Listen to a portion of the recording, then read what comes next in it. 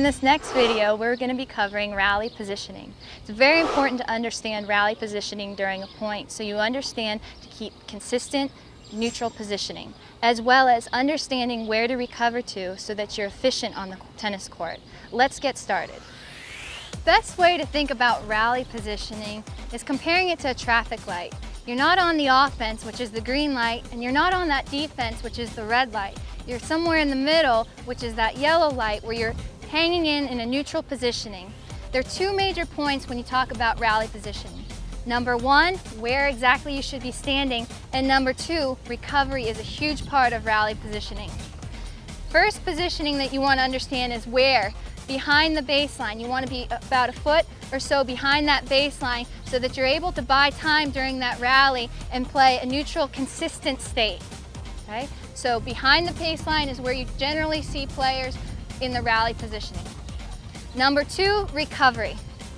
Typically, when you see a lot of coaches working with players, you have them hit and then they recover back down to the center of the court as their home base. That's not always the case. When you're in a rally, you want to understand the most efficient recovery. For example, if I'm pulled out wide on my forehand side and I decide to go across court represented by the green cone, then I don't have to recover all the way back to the center. I have to cover the highest percentage area from my opponent's shot, which is midway between the singles alley as well as the hash mark. So I'm recovering right where the screen target is. If I choose to go down the middle, represented by the yellow target area, then I'm going to recover all the way back to the center of the court.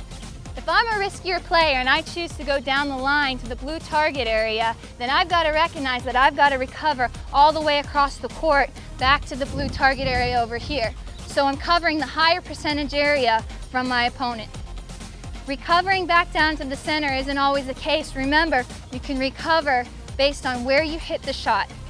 Anything that applies to the forehand side applies as well to the backhand side. Let's bring Ashley in to demonstrate this.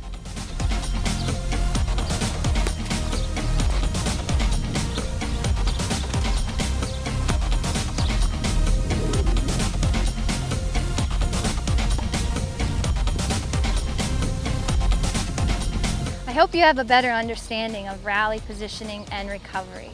In our next video, we're going to take a look at what makes great players so spectacular on the court, which is offensive positioning. Take a look at Roger Federer and how he handles himself when he's on the offense and inside that court.